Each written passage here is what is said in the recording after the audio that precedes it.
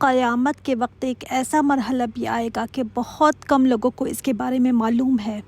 اس کی دلیل ہمیں سورۃ الحدید سے ملتی ہے۔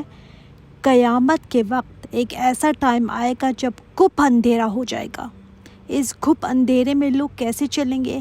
سورہ الحدید سے ہمیں پتہ چلتا ہے کہ جب گھپ اندھیرا ہو جائے گا تو لوگوں کو نور تقسیم کیا جائے گا۔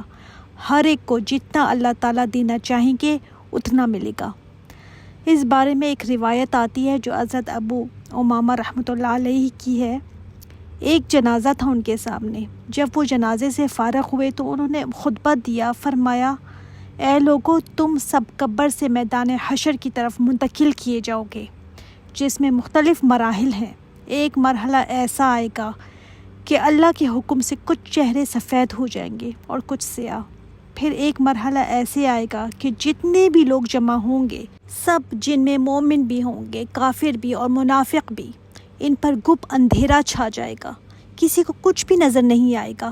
اس کے بعد نور تقسیم کیا جائے گا، ہر مومن کو نور تقسیم ہوگا۔ نبی کریم صلی اللہ علیہ وآلہ وسلم نے فرمایا بعض مومن ایسے ہوں گے کہ ان کا نور اتنا ہوگا کہ مدینہ سے عدن تک کا نور ہوگا۔ یہ کہا جاتا ہے کہ 1500 میل کا راستہ ہے، یعنی مدینہ بیٹھے ہوں تو یمن تک کا نور۔ کسی کو پہاڑ کے برابر نور ملے گا، بعض کو کھجور کے درخت کے جتنا، بعض کا کھڑے انسان کے قد کے برابر اتنا سا نور ہوگا۔ پھر اس سے کم نور، اس سے کم نور کسی کو ملے گا اور کسی کو ملے گا ہی نہیں۔ کسی کو اتنا تھوڑا سا ملے گا کہ پیر کے انگوٹھے کے آگے ایسے ٹمٹما رہا ہوگا، کبھی روشن ہو جائے گا اور کبھی بجھ جائے گا۔ کیوں؟ کیونکہ وہ دنیا میں بھی ایسے ہی تھے نا، کبھی چلتے تھے اسلام پر، دین پر، اور کبھی نہیں۔ کسی کو ملے گا ہی نہیں نور۔ یہ اللہ تعالیٰ کی رحمت ہے کہ اس نے ہمیں دنیا میں قرآن کے ذریعے بتایا تاکہ ان مرحلوں کو ہم آسانی سے پار کر سکیں۔ اچھا، نور کی ضرورت کیوں ہے؟ نہ بھی ملے تو کون سا ایسا حرج ہے؟ اصل میں جب گھپ اندھیرا ہوگا نا، کچھ نظر نہیں آ رہا ہوگا۔ اب پل صراط سے گزرنا ہے جو ہے جہنم کے اوپر، اور یہ اتنی باریک ہے جیسے بال، اور تلوار سے زیادہ تیز، اور آگے ہے جنت۔ جہنم کی آگ کی بھی کوئی روشنی نہیں ہوگی کیونکہ وہ تو جل جل کر سیاہ ہو چکی ہے۔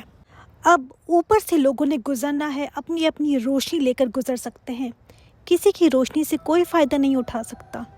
اس لیے اللہ تعالیٰ نے فرمایا نا، جس دن کہیں کہ منافق مرد اور منافق عورتیں، اس کا مطلب ہے یہاں تک یہ پہنچ چکے۔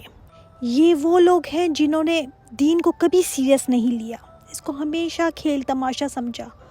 اور منافق کون ہوتا ہے؟ اپنے مفاد کا بندہ، جدھر فائدہ نظر آیا ادھر دین کو بھی قربان کر دیا۔ تو یہ منافق مرد اور منافق عورتیں، ان کو کہیں گے جن کو نور ملا ہوگا، ذرا ٹھہرو ٹھہرو، ذرا انتظار کرو، یہ تمہارا نور میلوں تک جا رہا ہے، تھوڑا ہمیں بھی دو نا۔ جن کے پاس نور ہے وہ کہیں گے پیچھے جاؤ، پیچھے جا کر لو نا، وہاں ڈسٹریبیوٹ ہو رہا ہے، وہاں سے اپنا لے کر آؤ۔ اب علماء کہتے ہیں یہ نور لینے کی جگہ تھوڑی ہے، وہ تو دنیا میں ملا کرتا تھا، وہاں سے لے کر آنا تھا۔ اب وہاں پلٹ کر کہاں جاؤ گے؟ دنیا تو ختم ہو چکی۔ یہ نور اپنا اپنا فائدہ دے گا۔ یہ ایسے ہی ہے کہ ایک بندہ اندھا ہے، وہ کسی کو کہے کہ مجھے تھوڑی سی آنکھوں کی روشنی اپنی دے دو، تو کوئی نہیں دے سکتا۔ جس کی بینائی ہے وہی دیکھ سکتا ہے، ہر ایک کو اپنی آنکھ چاہیے۔ حشر کے میدان میں جب سب اکٹھے تھے، ہجوم کے ہجوم تھے، لیکن آگے کیا ہوا؟ سب چھٹتے چلے گئے، یہاں تک کہ تھوڑے سے لوگ پہنچے، ایمان والے اور منافقین۔ اب ان منافقین کی بھی چھانٹی ہوگی، کیونکہ پل صراط پر سے گروپ کے گروپ نہیں گزر سکتے، بلکہ یہاں لائن بنے گی، ہر ایک نے اپنی اپنی روشنی میں اکیلے اکیلے گزرنا ہے۔